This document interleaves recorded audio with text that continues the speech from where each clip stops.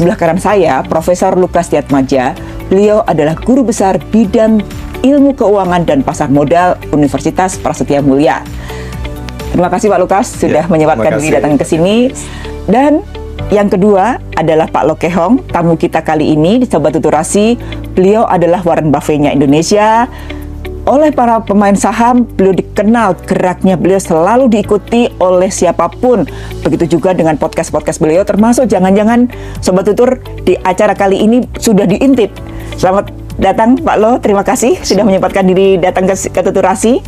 Pak Lo, banyak sekali sekarang ini investor baru, calon investor baru, ada milenial, ada zilenial, ada gen alpha. Mereka tuh tergoda investasi, Pak Lo, luar biasa, minat investasinya luar biasa. Apa yang Bapak lihat dan mungkin bisa Bapak berikan tips bagi mereka supaya berinvestasi yang benar. Nah, mungkin Pak Lo bisa cerita kepada para investor baru ini, Pak Lo. Sebelum membeli harus tahu apa yang dibeli. Ya, misalnya sebelum satu saham perusahaan itu dibeli harus membaca annual report terlebih dahulu. Ya. Dari annual report itu kita bisa mengetahui perusahaan yang akan kita beli, siapa direksi komisarisnya, siapa pengendali perusahaan. Kalau mereka bukan orang-orang yang jujur, jangan pernah dibeli. Ya. Kedua, kita juga di annual report itu kita bisa lihat bidang usahanya bagus atau jelek. Tentu saja bidang usaha yang jelek jangan kita beli, hanya yang bagus yang kita beli. Yang ketiga, kita bisa lihat di annual report berapa laba perusahaan. Yang labanya kecil tentu kita tidak usah beli, hanya yang labanya besar saja yang kita beli. Di annual report juga kita bisa lihat ada 5 tahun kinerja singkat dari satu perusahaan. Di situ kita bisa lihat perusahaannya bertumbuh atau tidak. Tentu saja kita mau beli perusahaan yang labanya besar dan tiap tahun bertambah besar. Jadi harus mempelajari annual report dari sebuah perusahaan, melihat manajemennya, track record perusahaan itu bertumbuh labanya gitu ya Pak Lo ya? Bertumbuh atau tidak. Tentu kita beli yang labanya besar dan bertumbuh. Kemudian tentu valuasi. Kita harus tahu kalau perusahaannya bagus tapi mahal juga kita jangan beli. Kita harus beli perusahaan yang bagus, harganya murah, harga wajar atau syukur dapat yang murah.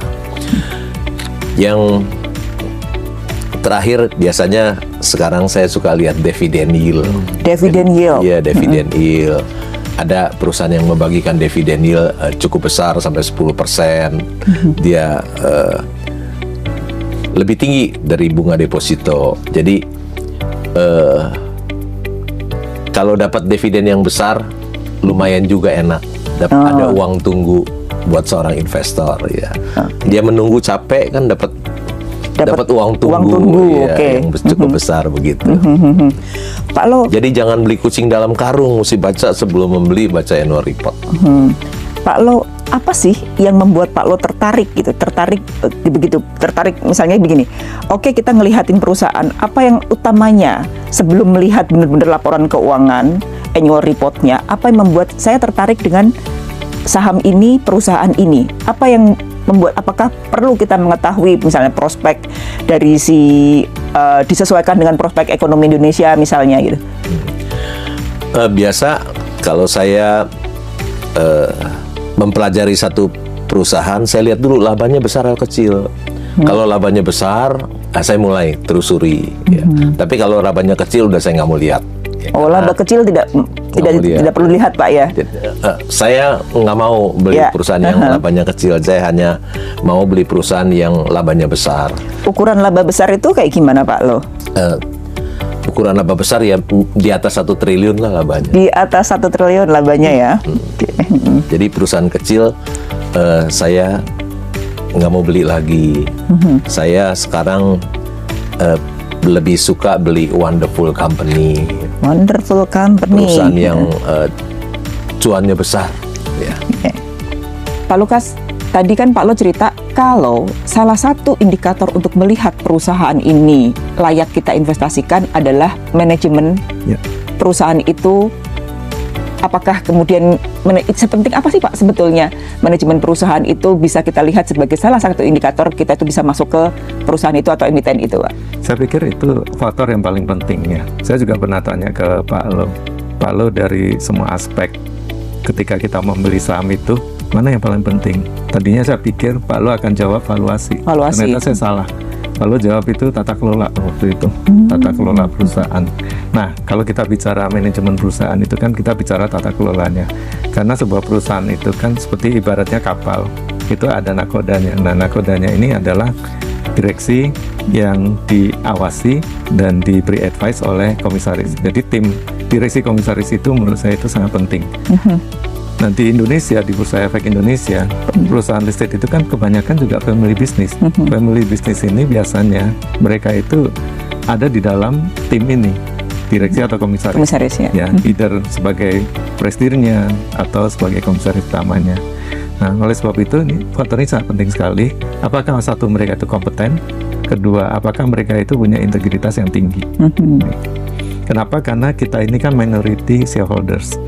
Jadi secara teori kita bicara bahwa selalu ada kemungkinan bahwa majority shareholder itu bisa mengekspropriasi atau mengezolimi minority shareholder.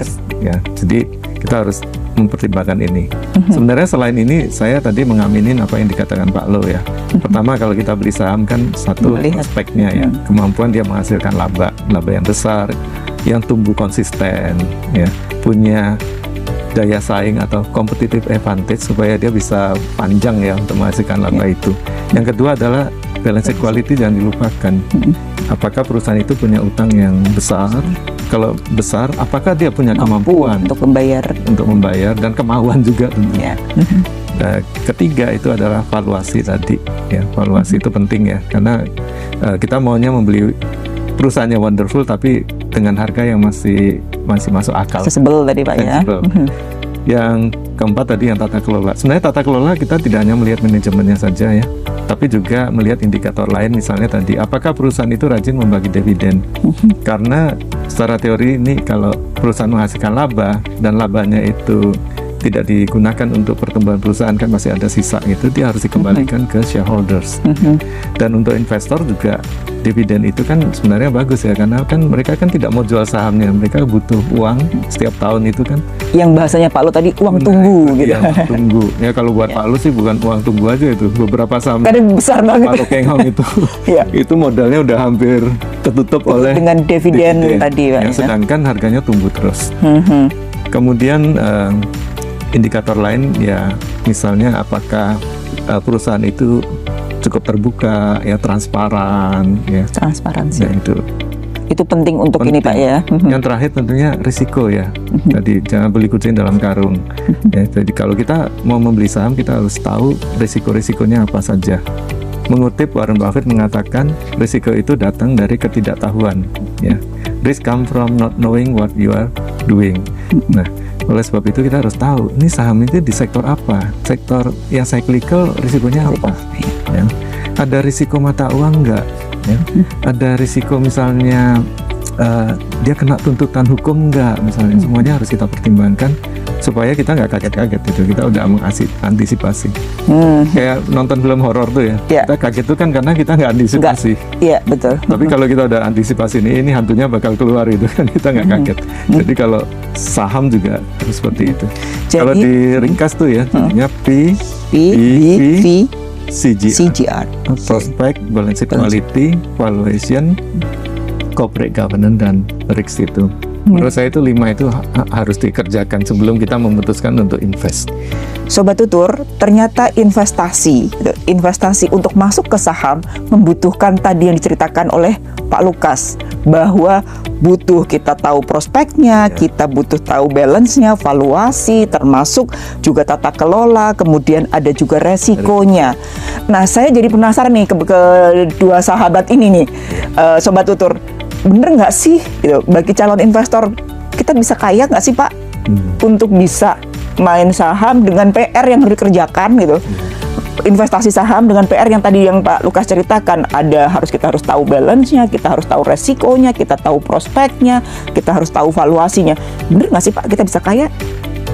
Kalau buat teman-teman sobat tutur yang ini nih, yang baru-baru mulai nih, jangan-jangan wow gitu. Kan buktinya diri saya sendiri. Contoh sobat tutur bahwa Pak saya Lo orang yang tidak punya, ya, pernah jadi clerk, pegawai tata usaha di bank 11 tahun, bukannya setahun tapi 11 tahun. 11 tahun, Iya. oke. Gajinya UMR terus. Karena saya berinvestasi di Bursa Efek Indonesia, si clerk ini menjadi triliuner sekarang. Itu sudah terbukti. Orang yang berinvestasi di bursa saham bukan hanya bisa kaya, tapi bisa jadi orang terkaya di dunia. Contohnya Warren Buffett. Iya. Dia pernah jadi orang terkaya di dunia dan pekerjaannya hanya dari berinvestasi di bursa saham. Pada saat sekarang uangnya lebih kurang ada 132 miliar dolar. Kalau dirupiahkan sekitar 2.000 triliun kekayaan dia. Ya. Jadi seseorang yang berinvestasi di bursa saham bukan hanya bisa kaya, tapi bisa menjadi orang terkaya di dunia. Begitu. Jadi sobat tutur, main saham itu bisa kaya. Salah satu contohnya adalah Pak Lo. Nah, masalahnya Pak, pertanyaannya itu sobat tutur pasti nanya, dulu Pak Lo mulainya gimana sih? Gitu. Mulainya gimana sih sehingga Bapak kan 11 tahun kerja di clerk di bank, memulainya dan kemudian inspirasi itu muncul, aku harus main saham. Apa itu yang bisa ini Pak, bisa jadi contoh sobat tutur? Sebetulnya tidak disengaja ya. Waktu itu tahun 88 ada Pakto. Tuh. Asing boleh membeli di saham di Bursa Efek Indonesia. Dan teman-teman saya di bank pada beli saham. Saya hanya ikut-ikutan saja, ikut-ikutan. Jadi betul-betul saya tidak tahu tentang saham, walau usia saya sudah 30 tahun. Ya.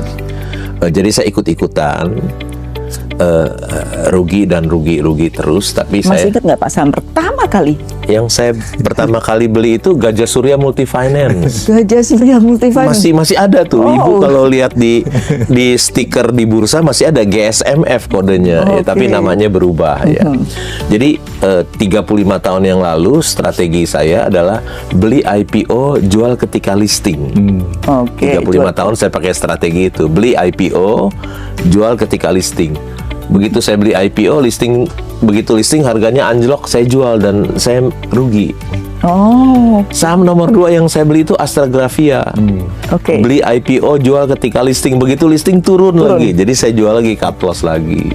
Jadi malah ketika turun malah dijual cut loss gitu ya? Karena strateginya kan itu, beli IPO, jual. Dan beli kucing dalam karung, karena saya sama sekali nggak tahu tentang tidak sahamnya. Mempelajari itu. Ikut-ikutan ya. Berapa lama itu Pak strategi itu dijalani Pak Lo dan kemudian menjadi lebih saya harus belajar gitu. Nah itu boleh ceritakan ke sobat tutur Pak. Jadi tahun 90 itu kan saya 89, 35 tahun. Tahun 90 ada a tight money policy dari almarhum Menteri Keuangan JB Sumarlin. Seperti di Amerika kan ada tight money. Sehingga tentu saja saham-saham pada turun. Jadi saya pun portofolio saya juga pada turun semuanya. Ya. Tahun 1990, 91, 92 cukup lama tuh tight money itu. Baru tahun 93 akhir dibuka dan saham-saham naik, baru saya memperoleh keuntungan yang besar di situ. Jadi ketika tahun 90, 91, 92 portofolio saya rugi semuanya. Semuanya zong merah gitu Pak ya. Cuman saya saja yang menanggung, saya tidak berani cerita kepada istri, takut kesedihannya menular. Ya akhirnya tahun 93 berhasil, suku bunga uang ketat itu dilepas dan saham booming dan saham-saham saya pada naik semua dan saya pertama kali dapat uang di Januari 94. Januari 94, tahun 94 Pak ya. Masih ingat Mbak, uangnya berapa sih ketika itu yang yang masih ingat nggak Pak? Masih, cuman nggak enak kalau disebut. Saya cerita ya. Iya. Dulu waktu saya menikah, saya nggak punya rumah. Kan dua-dua dari orang yang nggak punya, istri saya juga orang yang nggak punya. Kami juga kerja pegawai klerek ya. Jadi waktu itu saya nikah, saya numpang di rumah adik ibu saya, ada yang kosong. Luasnya hanya 5 kali 10 rumah tua, satu lantai, lantainya pun lantai teraso gitu ya. Dan istri saya ingin membeli rumah di Kosambi Baru, ukuran 90 bangunan 45 gitu ya. Istri saya bilang, yuk kita beli rumah, nggak enak nih numpang terus ya, meskipun nggak bayar gitu ya. Tapi saya nggak bisa jawab iya atau tidak, jadi saya diam aja tidak menjawab karena uang saya nyangkut di saham. Di saham. Gitu. Kesedihan yang dibagi tadi Pak. Jangan kesedihan, jangan dibagi. Tapi ada satu perumahan yang elit di Green Garden. Saya sama istri saya nggak berani lihat karena percuma saya lihat juga duitnya nggak terjangkau. Ya kan kita duit pas-pasan masa beli rumah di perumahan yang elit. Ternyata waktu Januari 94 itu saham boom, saham-saham saya naik gila-gilaan dan saya jual. Saya bisa kebeli rumah yang saya nggak berani lihat itu loh. Oke. Berarti memang pemilihannya untuk saham-sahamnya sendiri. Kalau kita boleh Sobat Tutur boleh tahu Pak, apa sih yang mesti dilihat itu Pak? Januari 94 saya masih beli kucing dalam karung. Masih beli kucing dalam karung. Saya masih nggak tahu apa yang saya beli. Cuman prinsip saya begini, semua saham naik, ini saham Rick Tender nggak naik, diem di situ. Jadi saya untuk menghindari resiko, jadi saya nggak kejar yang naik, saya beli yang belum naik, yang diem gitu saya beli. Tapi saya juga nggak tahu beli kucing dalam karung.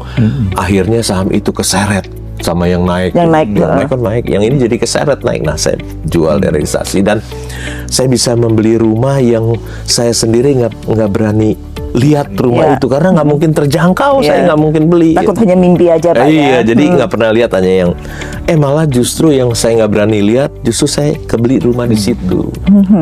Pak, tadi saya tertarik nih Pak, lo kan tadi cerita terkait bahwa dulu ini membeli saham IPO dan kemudian menjualnya. Nah, belakangan kan IPO di bursa saham itu kan marak banget Pak ya, marak banget. Apakah itu bisa dipakai oleh Sobat Tutur untuk tadi dengan caranya Pak Lo membeli? Nah itu mungkin nggak sih? Ini mau Pak Lukas atau Pak Lo dulu nih? Pak Lo dulu. Pak, oke.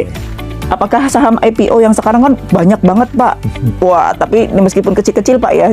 Nah itu apakah bisa menjadi salah satu cara bagi Sobat Tutur untuk ikut dengan cara Bapak tadi?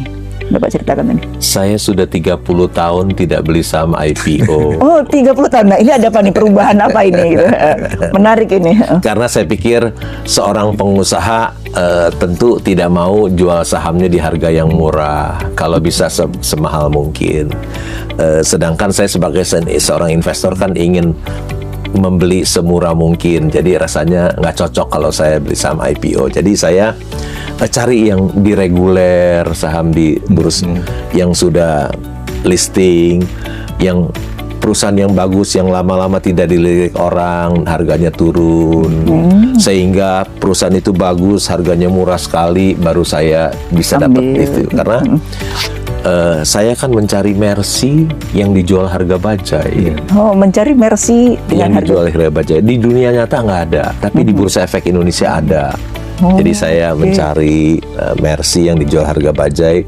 Jadi saya membelinya di situ. Di perusahaan IPO tentu saya nggak bisa dapat.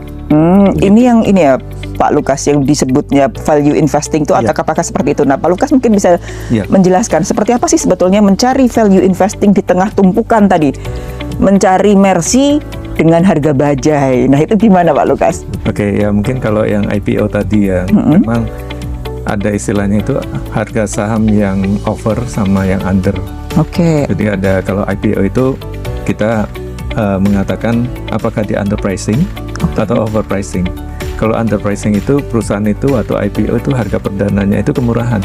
Sehingga ketika dijual di pasar sekunder, dia naik. Dia naik. Ya, itu underpricing.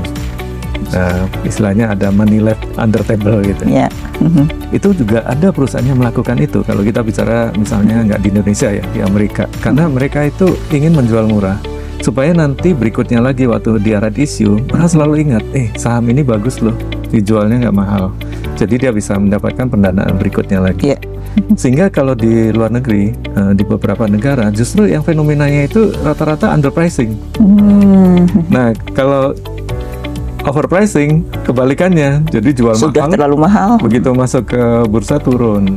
Jadi kalau kita lihat di bursa kita aja gitu, selalu ada yang overpricing, ada yang underpricing. Jadi menurut saya kalau ada sobat tutur yang memang tertarik ya untuk berinvestasi di saham IPO, tetap dia harus melakukan tadi analisis tadi itu, ya, prospeknya seperti apa dan sebagainya. Dan tentunya seperti Pak Loke yang katakan tadi, untuk mencari yang salah harga susah kalau IPO. Yeah. Jadi paling ya growth stock ya. Growth stock ya. Saham yang memang punya potensi pertumbuhan, yang mungkin harganya udah sedikit mahal, tapi karena potensinya pertumbuhannya bagus, dia masih bisa naik ya. Growth. Tapi memang kenaikan harga sahamnya biasanya udah nggak terlalu tinggi. Ya. Ya kecuali kalau misalnya ada demand terus ya untuk saham itu ya. Ya, kita nggak tahu siapa yang beli terus misalnya. Ya, ada istilah, wah itu sahamnya harganya dijagain atau ditarik naik. Ya, itu urusan bursa lah untuk mengawasi itu apakah itu fair atau tidak gitu. Oke, Pak Lukas tadi menarik apa kata Pak Lukas. Mungkin sobat tutur juga tahu bahwa ternyata ada penggerak harga, dan itu kan memang otoritasnya kewenangan dari otoritas untuk melakukan apakah benar harga ini bergerak wajar atau ada yang menggerakkan. Nah, supaya sobat tutur tidak terjebak, apa yang indikator-indikator apa yang bisa kita lihat sehingga sobat tutur bisa jeli melihat bahwa ini geraknya tidak wajar loh. Mungkin bisa dikasih tips ke sobat tutur supaya tidak terjebak, Pak. Ya, tadi seperti kata Pak Lo juga ya, fundamental itu kan yang penting kan kita beli saham itu kan kita mau cari labanya kan. Ya. Nah, apakah kemampuan dia menghasilkan laba itu atau potensi menghasilkan laba itu sejalan dengan harga sahamnya. Saya kalau menganalisis saham, saya selalu ada satu chart yang saya analisis, yaitu pergerakan laba bersihnya dari waktu ke waktu atau EPS-nya. Saya sandingkan dengan di satu grafik itu dengan harga sahamnya. Kalau dia korelasinya positif, wah ini berarti kan dia bergeraknya wajar gitu ya. Kalau laba turun, dia ikut turun. Nah, jadi kalau ada saham yang katakanlah labanya itu pas-pasan atau malah turun, sedangkan harganya terus naik. Nah itu kan kita harus hati-hati. Wajib kita waspadai, Pak ya. Nah itu kan tugas role dari bursa efek ya, sebagai otoritas OJK itu untuk mengawasi itu. Kalau di bursa kan ada mekanisme lewat UMA dulu, UMA, kemudian masuk ke dia disuspend. Ya. Sebenarnya itu kan dalam rangka perlindungan untuk investor, terutama investor minority. Ya, karena kalau misalnya, ya kalau lagi naik sih trader atau investor yang beli seneng kan naik kan. Tapi kan kasihan yang beli di atas nih. Iya, udah kadung di atas belinya. Karena kalau namanya balon kan suatu saat akan kempes ya. Ketika angin tidak ada lagi, dia yang mompa, maka dia akan. Itu dia. Itu sebabnya nanti kita bisa bicara sesi tersendiri mengenai pentingnya tata kelola itu. Iya. Nah, saya kembali ke Pak Lo. Pak Lo, sekarang jumlah emiten kan luar biasa banyaknya, Pak. Terus tadi Bapak kan ngasih tips ke kita, carilah Mercy dengan harga bajai. Mercy dengan harga bajai. Tidak mudah, tadi diceritakan oleh Pak Lukas juga nggak mudah. Nah, efeknya dari banyaknya itu kan, dan kita kan melihat tiap hari fluktuatif. Kadang-kadang kita itu tergoda, Pak. Tergoda untuk trading. Dan banyak yang bilang bahwa trading itu salah satu yang menggerakkan saham. Apa kata Pak Lo terhadap fenomena banyaknya trading dengan tadi Pak mencari emiten di tengah emiten Mercy dengan harga bajai? Nah itu gimana Pak Lo? Mencari Mercy harga bajai biasanya kita pakai indikator yang price earning ratio yang rendah, price to book yang rendah. Biasanya pakai aplikasi, bisa di screen, ada di screen itu kita tanya, nanti dia keluar yang price earning ratio yang rendah-rendah siapa saja, price to book yang rendah-rendah saja. Biasanya kita beli perusahaan yang murah-murah itu biasa ditandai oleh price earning ratio yang rendah, price to book yang rendah. Oke. Mengenai trading, Bapak nggak tergoda tuh Pak? nggak tergoda trading. Untuk trading, liatin fluktuasinya kan menarik banget Pak, gitu. Kalau kita beli saham dan simpan, kita akan kaya. Oke. Beli dan simpan, kita akan kaya. Kalau kita trading, dalam waktu singkat itu kan uang yang dia dapat kan capital gain-nya kan nggak terlalu besar. Nggak terlalu besar ya. Tapi kalau kita beli dan simpan, apalagi wonderful company yang labanya besar terus dia bertumbuh terus, kan akan mendapatkan uang yang besar. Kalau kita beli dan simpan, kita akan kaya. Tapi kalau kita trading, sekuritas kita yang akan kaya. Karena ada fee yang harus dibayarkan itu Pak ya. Keluar masuk Keluar-masuk, gitu. iya. Jadi kalau kita simpan, beli dan simpan, kita akan kaya. Contohnya ada satu perusahaan di Indonesia, 24 tahun dia go public di 1.400, sekarang dia udah split jadi 40, harga sahamnya 10.000 kali 40 kan jadi 400.000. Ada capital gain 30.000%. Ya. Jadi kalau kita beli saham itu 1 miliar, kita santai aja tiap hari, kita tidur saja. Jadi berapa tuh Bu? 30.000%. 30%. Iya, 30. Jadi 300 miliar loh. Ini kisah nyata loh, bukan halusinasi. Ya, ini benar-benar kisah nyata. Memang Dan itu pelakunya di sini nih. wonderful company ya. 30.000% Contohnya. dalam tempo 24 tahun. Yang trading sama yang tidur siapa lebih kaya? Pasti yang tidur lebih kaya. Uangnya semiliar jadi 300 miliar. 300 miliar. Tanpa harus capek trading. Apalagi kalau itu dia seorang karyawan. Dia trading, dia harus terus monitor. Dia tidak korupsi uang, tapi dia korupsi waktu di kantor. Kan orang yang korupsi waktu sama juga korupsi uang. Karena time is money kan. Iya. Jadi orang yang beli dan simpan wonderful company, dia akan dapat uang besar. Ya. Pak, kenapa saya harus bertanya ini Pak? Saat ini teknologi berkembang sangat luar biasa cepatnya Pak. Informasi banyak dari mana-mana. Perkembangan dari media sosial yang juga melahirkan banyak sekali informasi-informasi, baik itu dari influencer dan lain sebagainya, itu kan luar biasa. Itu kan kadang-kadang tempting, menggoda gitu. Menggoda. Nah, ini gimana Pak caranya supaya kita tidak tergoda? Lupakan atau kemudian udahlah kita stick dengan saya pengen begini gitu. Apa itu Pak supaya kita kuat untuk tidak tergoda dengan banyaknya informasi yang berseliweran? Jangan-jangan kita tidak memanfaatkan kesempatan ini gitu. Saya sudah punya kriteria tadi yang 6 itu. Tentang tata kelola, kejujuran manajemen, tentang bidang usaha yang baik, laba yang besar, pertumbuhan, valuasi dan dividen yield yang besar. Tentu meskipun berita seliweran kan nggak memenuhi kriteria saya semuanya. Jadi kalau berseliweran banyak banget, udah lupakan saja karena itu bukan nggak memenuhi kriteria saya. Bapak, misalnya kan saya punya kriteria misalnya angka 9 yang bisa bikin orang kaya di bursa saham. Angka 9. Angka 9. Yaitu apa itu Pak? Angka 9. Angka 9 yang bisa investor saham bisa menjadi kaya dengan angka 9 itu, yaitu belilah saham dengan maksimum price earning ratio 9 kali. 9 price earning ratio 9 kali, price to book 1 kali maksimum. Artinya 9 kali 1 sama dengan 9. Jadi kalau ada saham yang price earning ratio 100 kali, depan nggak memenuhi kriteria saya. Itu buat orang lain saja, buat para spekulan saja gitu. Saya investor, hanya bisa memenuhi kriteria 9 ini, angka 9 yang akan membawa keberuntungan buat saya, angka 9 ini. Jadi kalau ada orang yang untung saham di saham yang price earning ratio 100 kali, nggak apa-apa. Dia bukan investor, dia spekulan aja.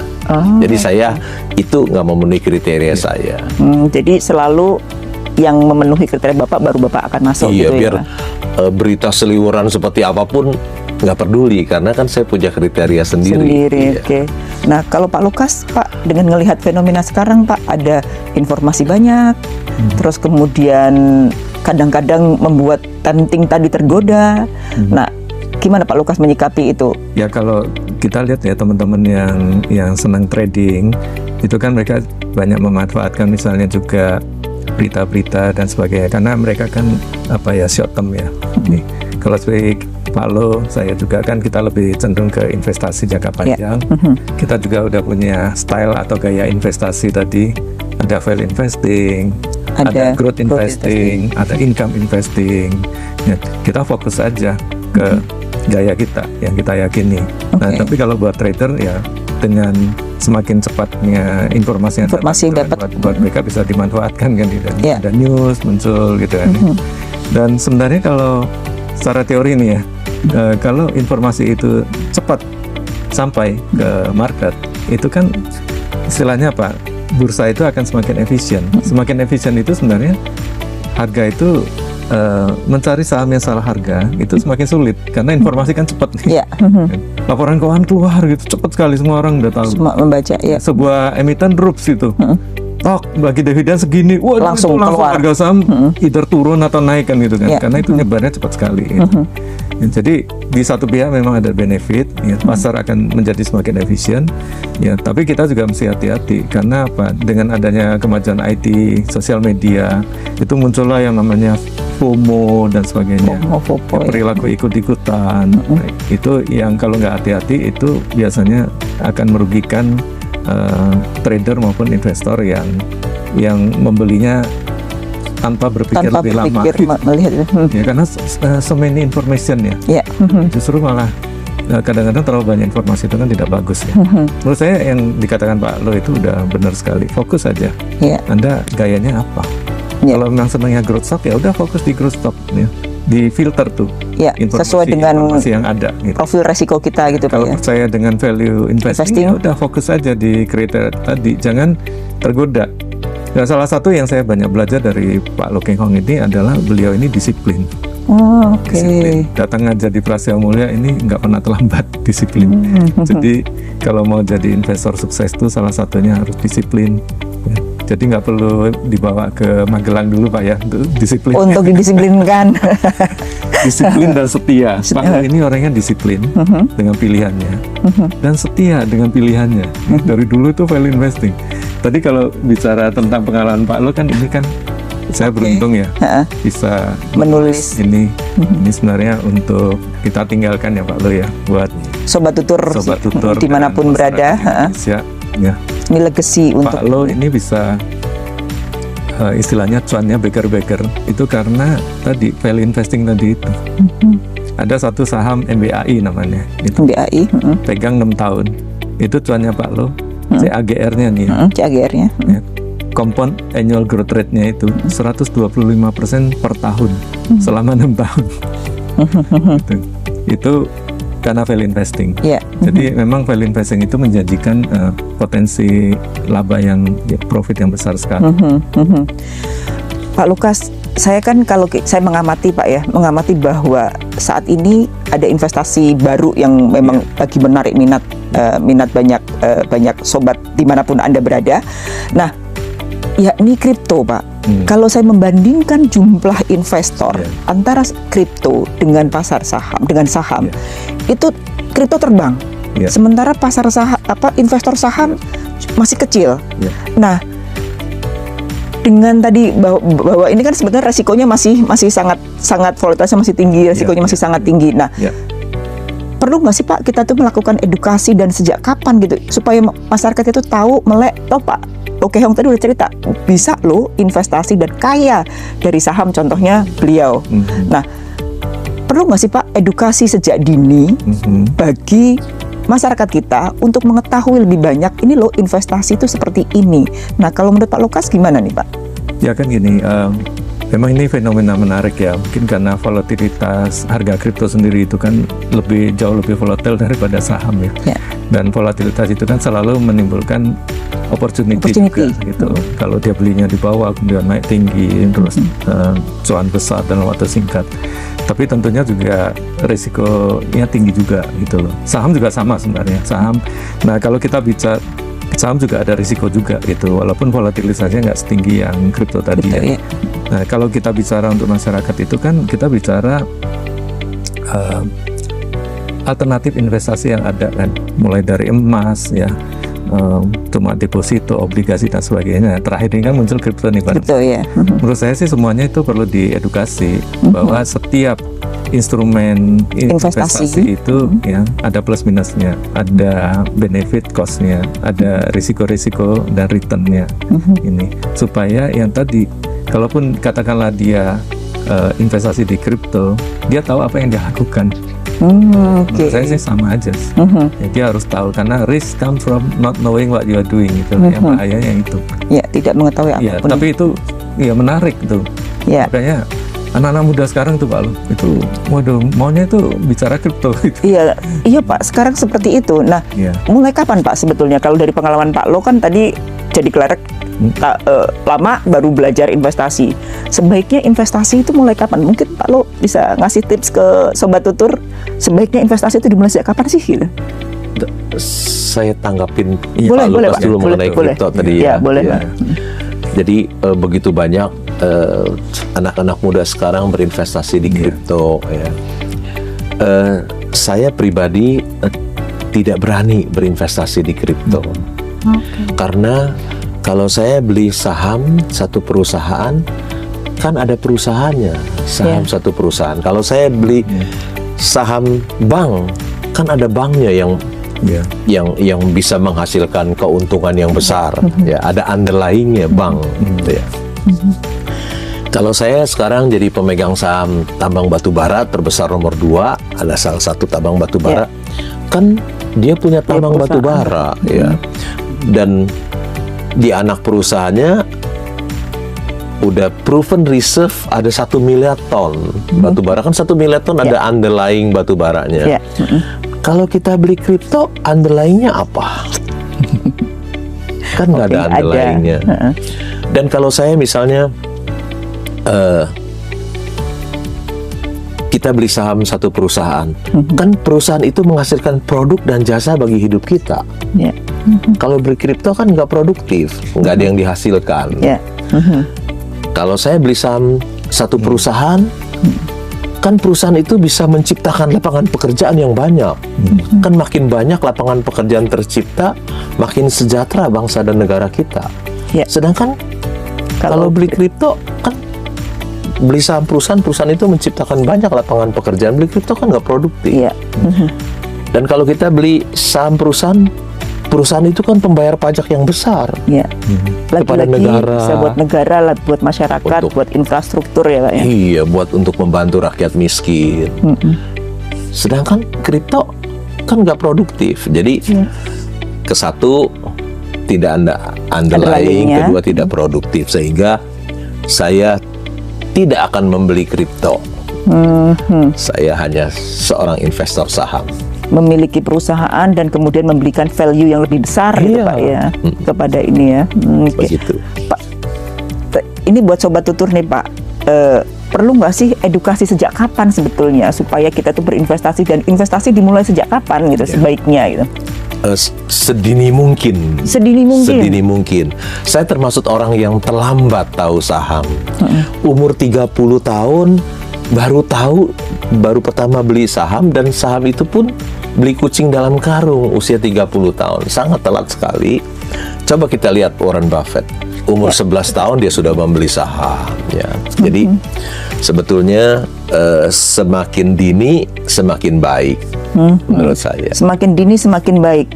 Perlu nggak Pak Lukas dimasukkan ke dalam kurikulum investasi itu seperti apa? Barangkali masuk ke sistem pendidikan kita atau gimana? Mungkin ada saran buat pemerintah supaya investasi itu dimulai sejak dini gitu.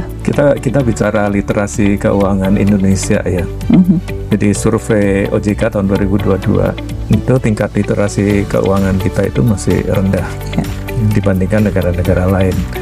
Nah, literasi keuangan itu bisa dibagi dua, literasi pasar modal, literasi perbankan. Literasi perbankan kita lumayan, sekitar 50%. Literasi pasar modal cuma 4%. 4% itu artinya dari 100 orang itu yang tahu pasar modal hanya 4 orang. Jadi kalau di-combine itu tingkat literasi keuangan Indonesia itu kira-kira 49% aja. Ya. Negara-negara lain di atas kita.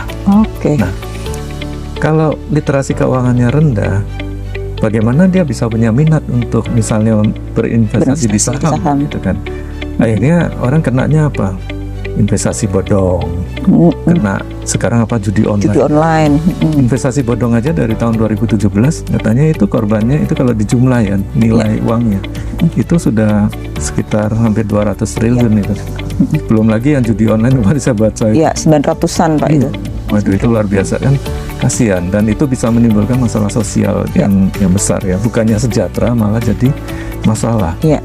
Jadi menurut saya literasi keuangan itu mutlak tuh harus ditingkatkan, ditingkatkan.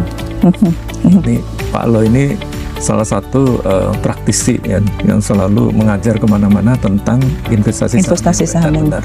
Karena ada 4 pilar nih untuk meningkatkan literasi keuangan, terutama yang pasar modal, dari pemerintah sendiri, kemudian dari institusi keuangan, institusi pendidikan, dan dari masyarakat.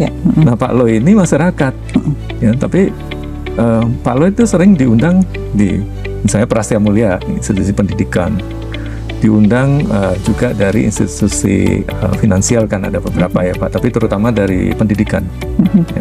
Juga dari pemerintah melalui seperti Bursa Efek Indonesia mengundang untuk melakukan edukasi. Saya pikir ini yang mesti ditingkatkan. Ya. Bahkan di Amerika itu ada komisi untuk literasi keuangan loh. Menarik. Ya, itu langsung di bawah Menteri Keuangan. Oh, di bawah Menteri Keuangan ya Pak Lukas ya? Saking pentingnya itu. Negara semaju itu. Iya.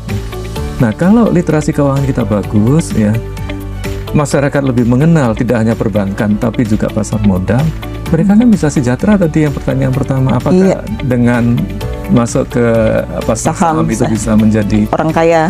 Pak Lo lihat saya gitu kan, baca buku ini gitu kan. Ini kan inspirasi kan. Inspiratif ya.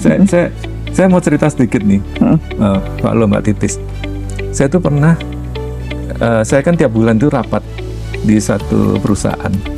Nah, selalu disediakan kopi ini oleh seorang OB. Ya, sebut aja namanya si A lah gitu. Nah, saya tanya si A ini, ternyata dia kenal Lo Keng Hong. Dia bilang, Pak Lukas, saya nonton YouTube-nya Lo Keng Hong.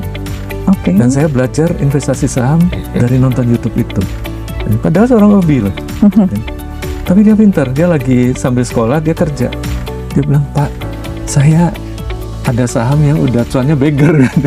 Dia sebut satu saham. Ya, terima kasih sama Pak Lo Keng Hong.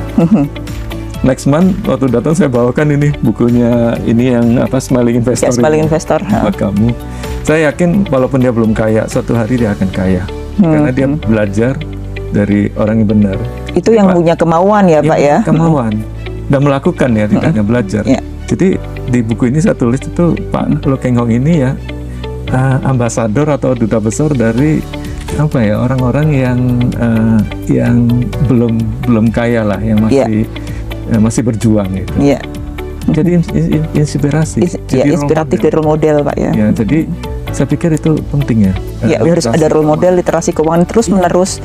Belajar bisa dari mana saja Pak ya. Saya bilang dalam buku ada rumah emas. Artinya apa? Orang yang membaca jadi lebih pintar. Ya, orang yang pintar biasanya dekat dengan kekayaan. Pak, ngomong-ngomong, tadi kan Pak Lukas ada OB yang kemudian belajar dari YouTube-nya Pak Keng Hong dan kemudian bisa memiliki saham beggar.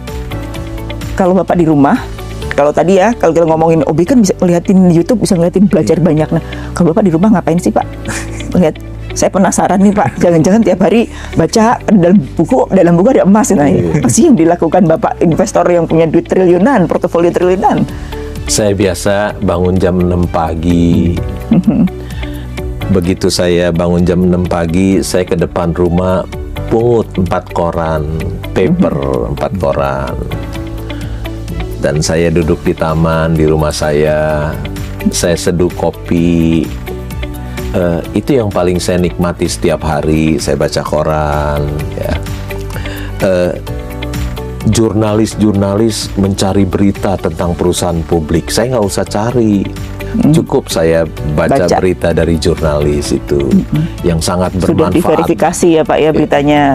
Kalau tulisan jurnalis udah pasti benar, kecuali influencer banyak keliru yang banyak di aja. medsos Kalau itu ya. kalau tulisan jurnalis udah pasti benar, berita yang benar ya. Saya banyak mendapatkan informasi yang berharga dari para jurnalis tentang berita-berita tentang perusahaan publik. Kemudian saya juga membaca laporan keuangan perusahaan publik, juga baca berita-berita perusahaan publik dari HP saya, dari media sosial. Itu saya lakukan sampai jam 9. Dari jam 6 sampai jam 9. Ya, reading and thinking. Reading and mencari Mercy yang dijual harga bajai di situ. Jam 9 sampai jam 4.15 bursa buka. Saya mulai, kalau ada Mercy harga bajai, saya mulai membelinya pelan-pelan sampai HP banyak sekali di rumah, ya, sendirian saja di rumah. Biasa saya lebih banyak beli, jarang jual, hanya beli dan simpan, nggak pernah dijual. Kecuali ada peristiwa-peristiwa khusus, misal saya saham Petrosi, saya ada yang beli akuisisi tender offer dan saya jual. Seperti itu. Berapa lama Pak rata-rata pegang saham? Nggak tentu, tergantung kecepatan saham itu juga, karena kan saya beli dan tidur. Jadi saya hanya menunggu. Saya tahu ini Mercy harga bajai naiknya kapan, saya nggak tahu. Yang dibutuhkan hanya kesabaran saya untuk menunggu. Kesabaran saya untuk menunggu. Ada yang cepat, misalnya saya beli Indika Energy di 100-an 2016, 2 tahun kemudian naik jadi 4.000 lebih, 4.000% saya dapat. Dan saya mantan pemegang saham nomor 4 terbesar di Indika Energy. Ya.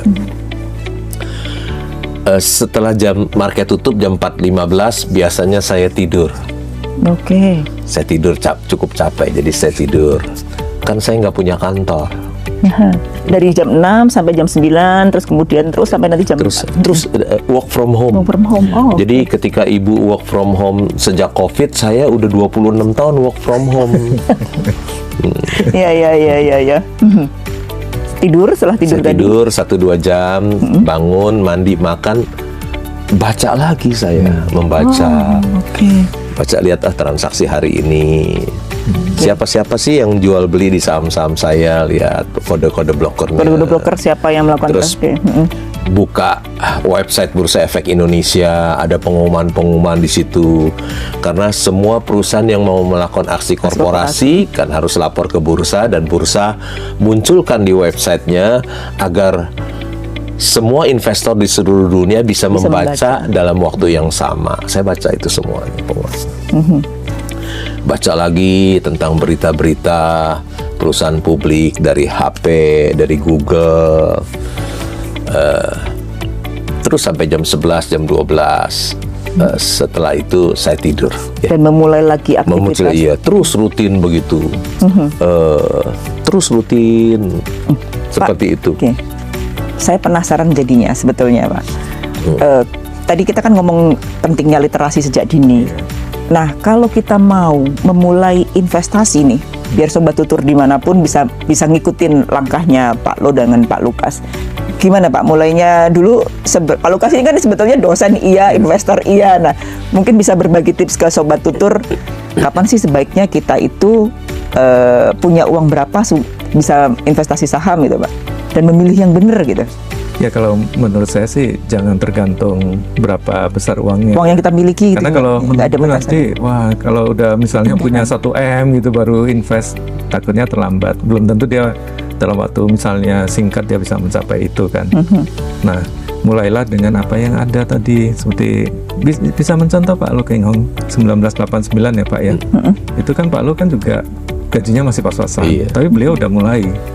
Ya, jadi meskipun tadi dibilang Ya, kalau- terlambat Pak ya, tapi ya, tetap kalau- mulai langsung berani memulai Pak ya. Kalau financial planner kan selalu ngajarin itu kan, ya, kamu sisihkan berapa, jangan sisakan. Nah, sisihkan sekian persen untuk mulai investasi saham. Kan ada istilah apa? Yang setia dalam perkara kecil nanti akan setia dalam perkara besar itu. Oh, Jadi kita belajar dari memanage uang yang kecil dulu. Kan? Ya, uang kecil tapi secara persentase mungkin sebenarnya udah cukup besar.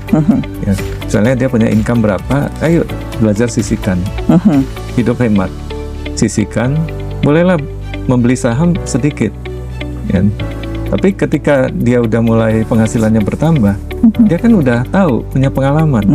Ternyata bisa loh saya cuan. Ternyata yang ini saya salah, bisa rugi. Kan? Jadi menurut saya sih proses itu penting ya. Dan proses itu kan selalu mulai dari hal yang kecil dulu. Kan? Ada pepatah Tionghoa mengatakan bahwa perjalanan 1000 km itu dimulai dari satu langkah. Satu langkah, ya. Jadi itu yang penting sebenarnya, langkah pertamanya itu. Dan kita juga nanti kan belajar nih, Terus melangkah terus. jatuh bangunnya. Karena investasi saham itu nggak gampang, ya gitu. Ya menurut saya sih udah ada role modelnya seperti Pak Lo Keng Hong ini kan, tinggal diikutin aja. Beliau kan benar-benar dari keluarga miskin ya. Sampai lulus SMA aja kan belum bisa langsung kuliah ya Pak Lo ya dulu Iya. ya. Tapi beliau 1989 udah mulai investasi saham. Dan itu menurut saya itu 4 tahun pertama itu yang Pak Lo cerita nggak pernah cuan itu kan. Rugi Iya, terus. rugi terus ya tadi. Itu sebenarnya pengalaman yang berharga itu Mbak Titis, yang membentuk Lo Keng Hong seperti sekarang kan.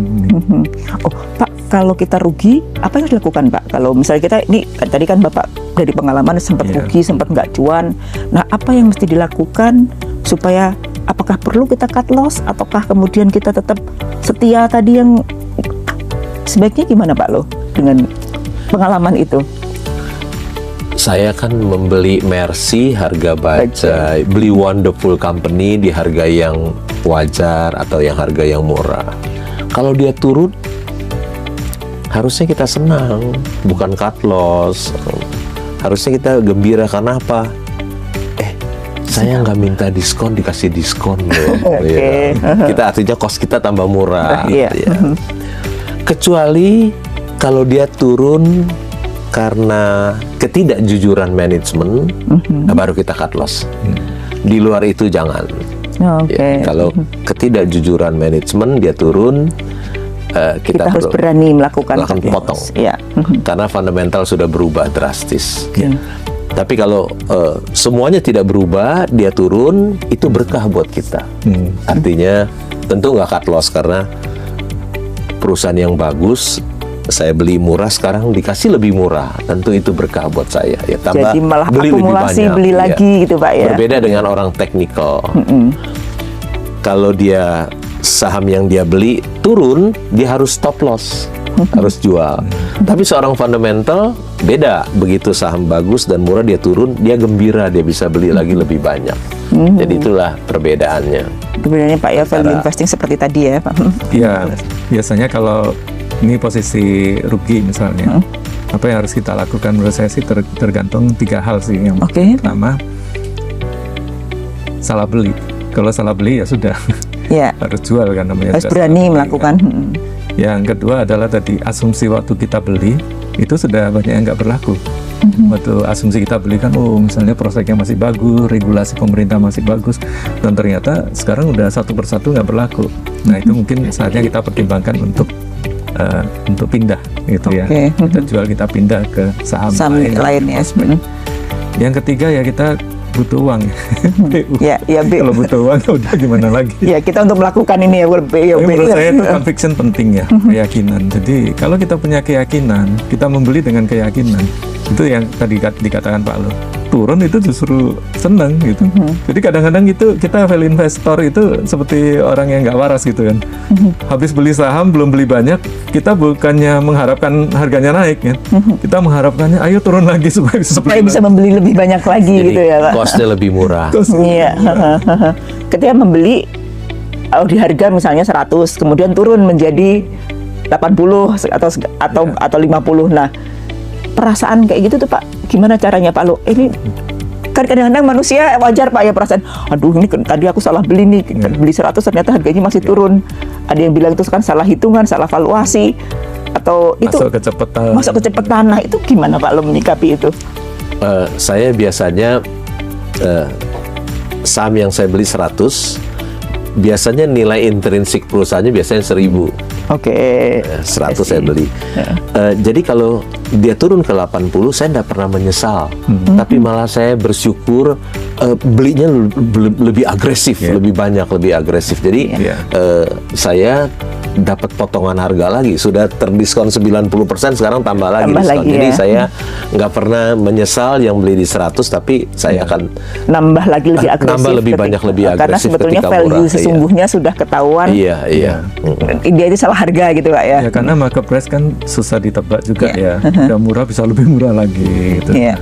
Jadi kalau harus nunggu sampai dia tergeletak di lantai harganya baru kita beli, kadang-kadang nggak dapat gitu. Jadi ada risiko ya tadi, kita masuk di 100, dia turun 80 kita ambil lagi, ya turun lagi 50, puji Tuhan. Lebih agresif Lebih lagi. agresif beli. lagi. Iya. Asalkan duitnya masih ada Pak ya. Dan butuh investor. conviction tadi itu. Conviction, keyakinan ya. Conviction itu datangnya dari mana? Dari tadi tidak membeli kucing dalam karung. Jadi kalau misalnya saya beli saham nih, hanya dengar dari rumornya si A, si B gitu. Gitu. Saya beli, begitu turun 5-10% aja biasanya kita Sudah kebat-kebit, udah imannya udah. Waduh, ini bisa turun lagi. Berapa? Loss akhirnya, ya kan? Yap. Jadi conviction itu penting sekali. Oke, conviction. Dan dengan ini Pak ya tadi ya, dengan kita sudah mempelajari value-nya seperti apa. Dari pengalaman saya mengamati investasi saham di bursa kita itu ya, kebanyakan orang rugi itu karena tadi beli di harga yang udah tinggi tanpa conviction. Lebih banyak unsur spekulatifnya. Sehingga begitu dia turun sedikit, udah cut loss. Cut loss ya. Ini kita nggak bicara trader ya. Ya. Kita bicara investor. Ya, investor ya. Turun dikit dia udah keder. Gitu. Jadi rugi terus. Lama-lama cut loss terus kalau di jumlah juga banyak gitu kan. Ya. Nah, Sobat Tutur, kita dapat ilmu banyak nih sebetulnya, informasi yang sangat insightful banyak dari Pak Lo dan juga Pak Lukas. Nah, pengen sih Pak sebetulnya kita waktunya lebih panjang lagi supaya kita bisa melakukan bisa berbagi banyak informasi dengan Sobat Tutur, tapi mungkin lain waktu kita bisa menyambung lagi cerita yang lebih seru lagi. Nah, sebelum kita tutup diskusi kali ini, saya pengen minta closing statement nih dari Pak Lo atas apa yang harus dilakukan oleh kita Sobat Tutur semuanya untuk memulai investasi yang secara benar, dan kemudian kita tuh bisa memang tadi tidak ada saya yakin bahwa itu yang saham pilihan kita tuh benar. Silakan Pak Lo duluan. Ya. Ketika kita membeli saham satu perusahaan, jangan pernah membeli kucing dalam karung. Jadi kita harus tahu apa yang kita beli ya. Bagaimana supaya tahu? Ya tentu kita harus baca annual report-nya sehingga kita tahu manajemennya siapa, pengendalinya siapa, bidang usahanya, labanya, pertumbuhannya, valuasinya, dan dividen yield-nya. Kita harus tahu itu semua sebelum membeli, supaya kita tidak beli kucing dalam karung. Jadi harus tahu dan mempelajari Pak Lo ya. Harus tahu apa yang kita beli. Harus tahu. Itu syaratnya ya, Sobat Tutur ya, bahwa kita harus tahu apa yang kita beli, dan itu harus dipelajari. Kalau dari Pak Lukas, banyak yang bilang loh Pak Lukas, kalau kita susah nih ngintip sahamnya Pak Lo yang di bawah 5% gitu, bisa ngelihat geraknya Pak Lukas, katanya sahabat katanya. Ada yang bilang begitu Pak Lukas. Nah, mungkin Bapak bisa ngasih closing statement, bener nggak sih itu juga termasuk gimana Pak? Ya, Pak Lo juga jarang cerita dia kalau beli saham apa ke orang-orang, tidak hanya ke saya, ke semuanya. Nah, kalaupun dia cerita, saya pasti dia tidak akan cerita ke orang lain. Ya, karena itu saya menjaga etika, menjaga persahabatan dengan Pak Lo, mungkin itu. Nah, untuk Sobat Tutur, juga investor saham ya, memang investasi saham itu tidak mudah. Oleh sebab itu kita perlu belajar itu sebenarnya tidak hanya teori, tapi juga harus dipraktekkan. Karena saya percaya bahwa sukses sebagai investor saham itu butuh 3 hal. Satu, knowledge, pengetahuan. Dan kedua, skill. Nah, skill itu tidak mungkin didapatkan tanpa latihan. Jadi Anda harus berlatih, ya, harus invest. Ya. Saya ingat Pak Lo mengatakan bisa ngitung valuasi dengan segala macam metode yang hebat, tapi kalau itu tidak Anda terapkan percuma gitu kan. Anda nggak beli sahamnya percuma. Yang terakhir adalah yang disebut dengan insight, ya, atau wisdom. Ya. Ketika itu kita latihan terus, kita melakukan terus, lama-lama kita jadi mengerti, kita jadi understand, ya. Wisdom. Makanya dengan Pak Lo Keng Hong, kita juga dengan konten kita berkolaborasi nih. Kita membuat wisdomnya Pak Lo Keng Hong. Ya, sekarang udah 200-an ya Pak ya. 225. 225 itu. Terbit setiap Senin Ya, di konten ya. ya. Sobat tutor bisa ikutin wisdom ini, karena wisdom ini tadi knowledge, skill, baru muncul wisdom. Orang bilang semakin kita tambah usia, semakin tua harusnya tambah bijaksana. Ya. Jadi wisdom itu muncul dari tadi pengalaman jatuh bangun itu menjadi wisdom. Ya. Menurut saya 3 hal itu yang kita harus miliki untuk bisa sukses. Oke. Nah, Sobat Tutur, kita sampai di penghujung diskusi kita. Saya mengucapkan terima kasih ke Pak Lo Keng Hong atas kehadirannya di Tuturasi podcast kita yang sudah kesekian episode ya Pak ya, dan kepada Pak Lukas tentu saja, guru besar dari Universitas Prasetya Mulia. Terima kasih banyak atas penjelasannya yang sangat clear, yang saya merasa wow, terinspirasi banget dan semoga Sobat Tutur juga merasakan apa yang saya rasakan. Nah, Sobat Tutur yang ingin memahami perihal investasi, silahkan membaca di buku-buku karya Profesor Lukas. Tadi sudah beberapa disebutkan, dan di belakang saya juga banyak banget. Dan jangan lupa tentu saja melakukan like, subscribe, dan nyalakan notifikasi channel Tuturasi. Kita bertemu kembali di episode selanjutnya, dan salam literasi dari kami yang ada di sini. Salam literasi.